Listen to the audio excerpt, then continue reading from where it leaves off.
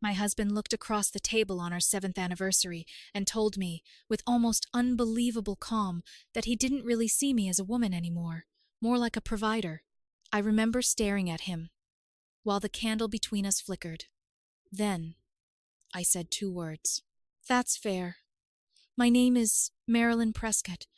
I'm 38 years old, and until that dinner I had spent 7 years believing I was building a marriage. Apparently, I'd been funding one. My husband, Ethan, was 35.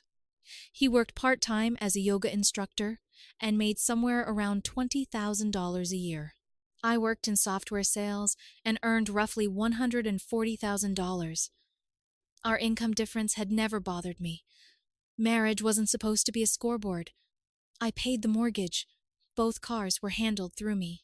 Insurance, utilities, vacations, groceries, I covered almost everything.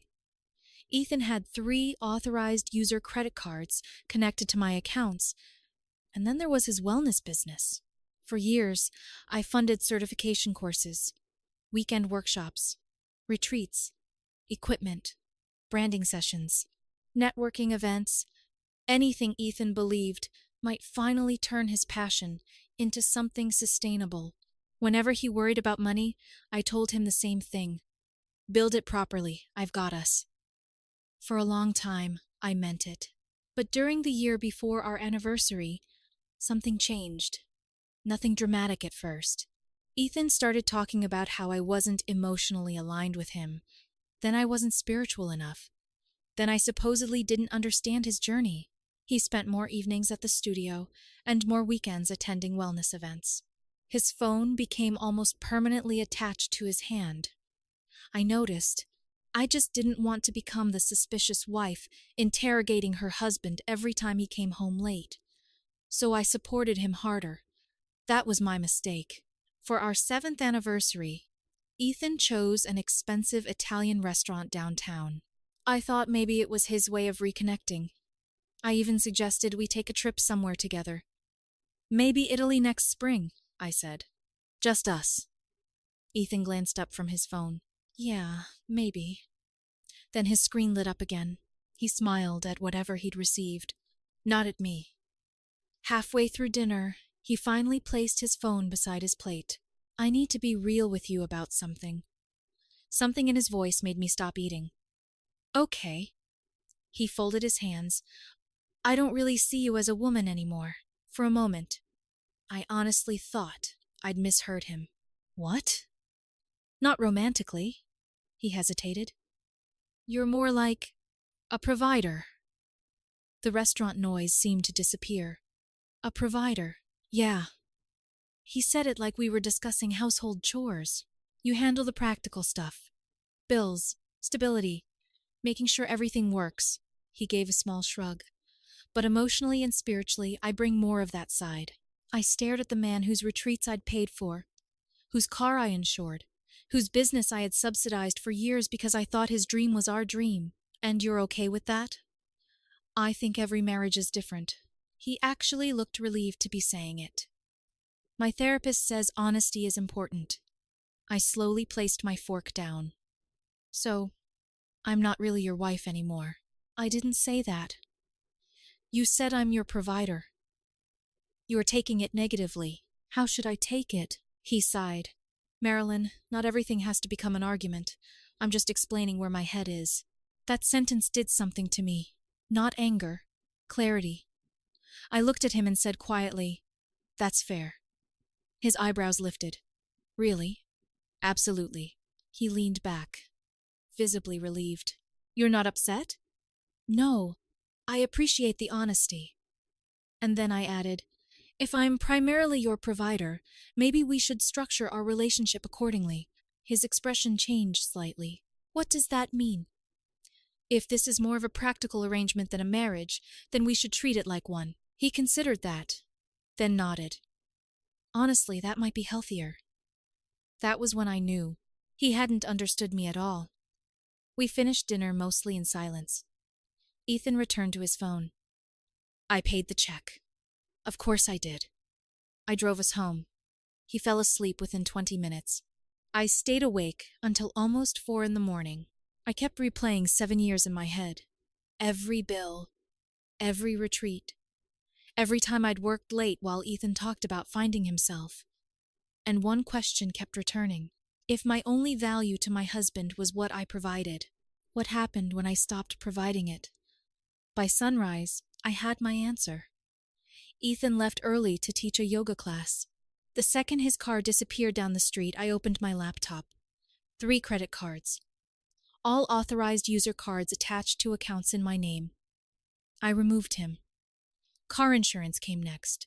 I called the company and explained that Ethan and I were separating financially and needed independent coverage.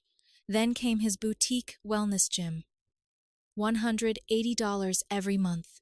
I couldn't cancel his membership directly, but I could stop paying for it. His phone remained on my plan. I wasn't trying to destroy him. I was simply removing the benefits he received solely because I was his provider. The entire process took less than an hour. Then I texted him. Made some adjustments to our arrangement based on our conversation last night. We should talk soon. A few minutes later. Okay. Sounds good. Stuck at the studio until late. That evening, Ethan came home around 9. He barely acknowledged me. He reheated leftovers, scrolled through his phone, showered, and went to bed. He still had no idea. The next afternoon, my phone rang. It wasn't Ethan. It was his best friend. The moment I answered, she snapped, "What the hell did you do?" "Excuse me?" "Ethan is having a breakdown. His cards aren't working." "They're my cards." "You cut him off?" I removed an authorized user. Do you know how humiliating that is? I almost laughed. Apparently more humiliating than telling your wife she's basically an ATM. He didn't say that. Close enough. This is financial abuse. No, financial abuse would be preventing Ethan from accessing his own money. I'm simply no longer subsidizing him. She went silent, then hung up. An hour later, the front door slammed open. Ethan stormed into the living room, face red. My card declined at the grocery store. Which one? All of them. He threw his wallet onto the counter. What did you do? I stayed seated. Adjusted our arrangement. What does that even mean? You said I'm your provider instead of your romantic partner.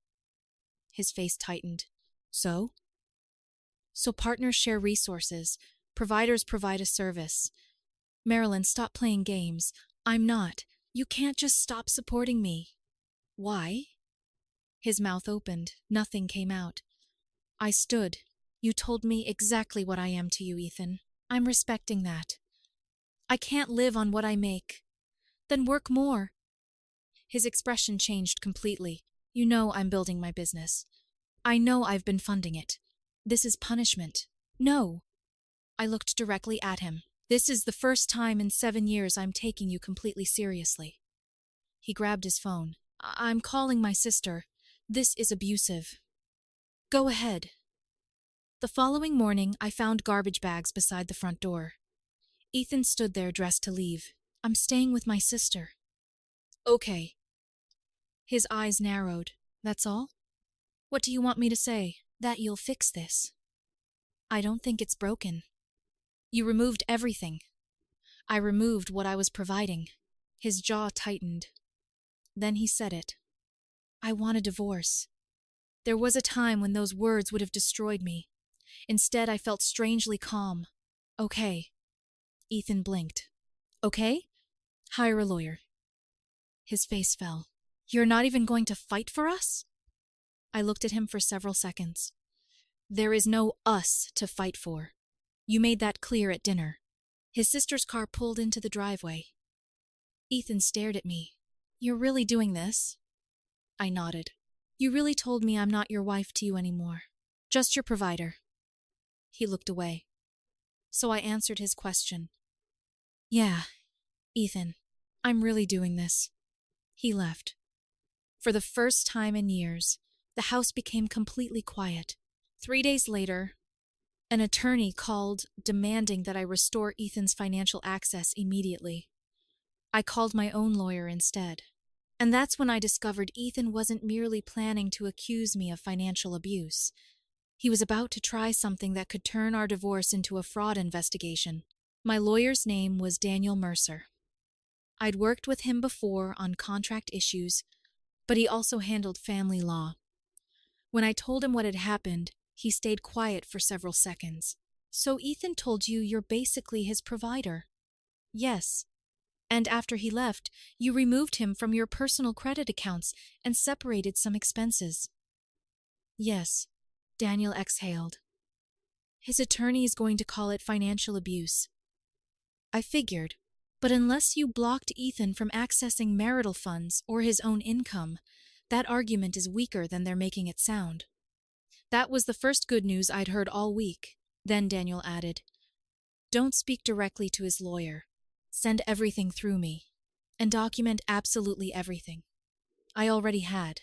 Screenshots, account records, texts, dates, even the restaurant receipt from our anniversary. At the time, it felt obsessive. Later, it saved me. 2 days later, Ethan's attorney sent a formal demand, insisting I immediately restore Ethan's credit card access and continue paying several of his regular expenses. Daniel responded with one question. Why should Marilyn continue financing personal spending for a husband who voluntarily moved out and has his own income? They didn't have a particularly good answer. So, Ethan's family changed tactics. His mother called me. I shouldn't have answered. "How dare you abandon my son?" I almost laughed. He left. "After you cut him off. After he told me I'm not really his wife anymore." He was expressing his feelings, and I'm responding to them. "You don't destroy 7 years of marriage because someone was honest." I stared at the wall. "He told me I'm useful because I pay for things." That isn't what he meant. Then what did he mean? Silence. Finally, she said, "You're the wife. You've always earned more. You knew Ethan was building something. I supported that for years. And now you're punishing him." "No, I'm stopping." She sounded genuinely offended by the distinction. "He can't maintain his lifestyle on what he makes." That sounds like something Ethan needs to solve. "You're incredibly selfish. Maybe once that accusation would have hurt. Now it just made something clearer. Everyone around Ethan seemed to believe my money had somehow become his birthright. His sister started a group chat with mutual friends. One of my college friends, Rachel, sent me screenshots before Ethan's sister removed her. According to their version, I had suddenly cut Ethan off without warning, trapped him financially, and weaponized money because he dared to express vulnerability. The anniversary conversation was conveniently missing, so I sent Rachel screenshots of older messages Ethan had written. One from 3 months earlier said, "Marilyn is great security, but emotionally we're basically roommates." Another, "Sometimes I think I'm still here because leaving would destroy everything financially." And another, "She doesn't really understand me, but at least I never have to worry about money." Rachel called me immediately. "Marilyn, how long has he been saying things like this?" "I don't know." "Well, apparently longer than you realized. Over the next few days, 2 other friends quietly admitted Ethan had been talking this way for months. That hurt more than I expected. Not because the marriage was ending, because I had apparently been the last person informed that it was already dead. Then Tuesday happened. I was working from home when my bank called. "Miss Prescott, we're contacting you regarding unusual account activity." My stomach tightened. "What kind of activity?" "There was an attempt to modify ownership information on your checking account." I sat straighter. "What do you mean modify?" "Someone submitted a request to be added as a joint account holder." For a moment, I couldn't speak. "Who?" "We can't confirm identity based solely on the digital request, but the submission used information associated with Mr. Ethan Prescott." My hand went cold around the phone. I did not authorize that. "We suspected as much. The request was flagged because it came from an unusual device and location. They denied it immediately and increased security on every account connected to me." The second I hung up, I called Daniel. "Ethan tried to add himself to my checking account." Daniel stopped me. "Say that again." I explained everything. His tone changed. "That is significantly more serious. Should I call the police?" Get the fraud report from the bank first. Preserve everything. If there's another attempt, we'll consider it. The irony was almost unbelievable. Ethan's family was telling everyone I was financially controlling him while someone using his information was trying to gain access to an account he didn't own. That evening, Ethan appeared at my door. No warning. "We need to talk." I almost didn't let him inside, but I wanted to hear what he had to say. He sat on the couch. I remained standing. "This has gone too far," he said. "Has it? I can't live like this." "Like what?" "Like I suddenly have to pay for everything." I stared at him. He apparently hurt himself, too, because his expression flickered. "My insurance quote is almost $400 a month." "That sounds high. Shop around." "I don't have $400. Then you'll need more income." "I already work." "You teach 6 classes a week, and I spend hours preparing." "You also have several free days." His face turned red. "You think I should get some meaningless job and abandon everything I've built?" "No. I think adults pay their bills. You've changed." That almost made me smile. "Yes. Why are you being so cruel?" "I'm being consistent." He stood. "I told you the romance was gone. That doesn't mean we're not partners. Partners contribute. I contribute emotionally." "To what? You told everyone we're basically roommates." His eyes widened. "How do you know that?" People sent me screenshots. That was the first time I saw fear instead of anger. He looked away. "I was venting." "For months?" He didn't answer. Then his voice softened. "What if I said I was wrong?" I studied him. "About what?" "About the anniversary. Are you saying you were wrong about how you feel?" He hesitated. That hesitation said everything. So I asked the question that had been sitting in my chest for days. "Do you miss me, Ethan?" His eyes lifted. "Of course. Or do you miss having your bills paid?" He stared at me. No answer. I nodded slowly. "That's what I thought." His eyes filled. For 1 second, I almost felt sorry for him. Then I remembered the bank call. "Did you try to add yourself to my checking account?" His entire face changed. "What?" "My bank flagged an attempt. I don't know anything about that. The request used your information." "That could have been anybody. Who else has your information and knows where I bank?" He became defensive immediately. "So now you're accusing me of crimes?" "I'm asking you. This is exactly what I'm talking about. You've become paranoid." He grabbed his jacket. "Talk to my lawyer." "I already have one." He left without saying goodbye. I thought that would be the worst of it. I was wrong. 2 days later, my boss asked me to come into his office. The moment I sat down, he closed the door. "We received a complaint about you." My stomach dropped. "What complaint?" "Anonymous horror submission." He turned his screen slightly. The complaint claimed my divorce was affecting my work, that I was distracted during business hours, taking personal calls, and becoming unreliable with clients. None of it was true. My numbers were better than they'd been the previous quarter. My boss knew that too. "Your performance is excellent," he said. "You've closed 3 major deals this quarter. I'm only documenting that we discussed it. Do you know who submitted it?" "Anonymous." Then he lowered his voice. "But whoever wrote it knows enough about your personal life to sound credible." I knew exactly who that sounded like. Daniel added the complaint to our growing file. Friday brought something stranger. My car wouldn't start. Completely dead. AAA arrived and jumped the battery. The technician frowned while testing it. "This battery's only about a year old." "Exactly." Something drained it hard, like lights were left running for a long time. I hadn't left anything on. Then I remembered something. Ethan still had a spare key. I had the locks and key programming changed that afternoon. Daniel documented that too. By then, I wasn't scared exactly. But I had stopped assuming Ethan would behave rationally. That weekend his father called.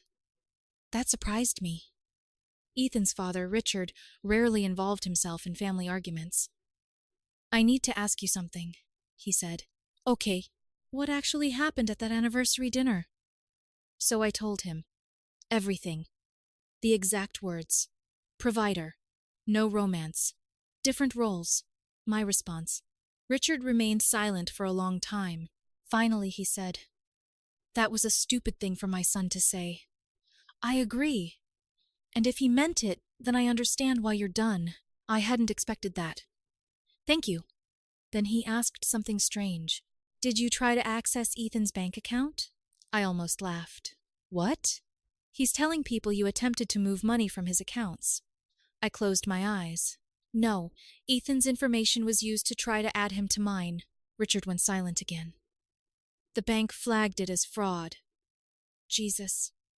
I heard him exhale heavily. His mother always rescued him. I tried to teach him that money doesn't appear because someone loves you.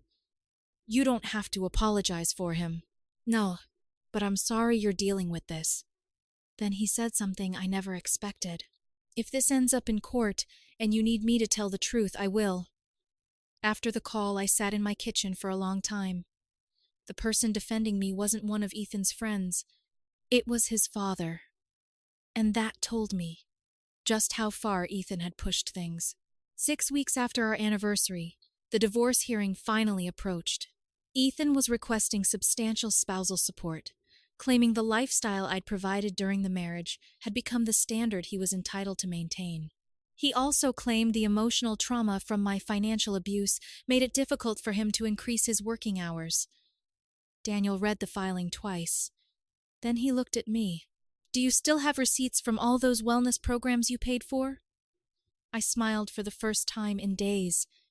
Every retreat, every certification, every workshop, every business expense Ethan had insisted was an investment in his future. I had all of them.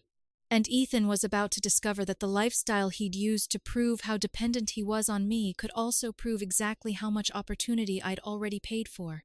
By the time the divorce reached its final stage, Ethan had built his case around one argument. I had always supported him, so I should keep supporting him. Daniel had a different interpretation. He brought records of everything I'd funded during our marriage retreats, certifications, workshops, equipment, memberships, and thousands of dollars poured into Ethan's wellness business. Ethan's lawyer argued that emotional trauma made full-time work difficult. Daniel quietly pulled up Ethan's social media. There he was, teaching classes, attending events, promoting new programs, smiling beneath captions about growth and new beginnings. The argument didn't land well. Neither did the attempted access to my bank account. I never pressed criminal charges. Daniel believed it would only prolong everything. But having the bank's fraud report documented destroyed much of the sympathy Ethan wanted. Eventually, we settled. I agreed to limited spousal support for 18 months at a reduced amount. Ethan received a small portion of our savings, but nowhere near what he'd demanded. He tried other angles. He claimed partial ownership of my car despite never making a payment. That went nowhere. His mother sent me a 4-page letter explaining what a terrible wife I was. I stopped reading after the first paragraph. Then, about a month after he'd left, Ethan appeared at my door again. This time, there was no anger. He looked exhausted. I made a mistake. I said nothing. "I miss you, Marilyn." There had been a time when those words were all I wanted.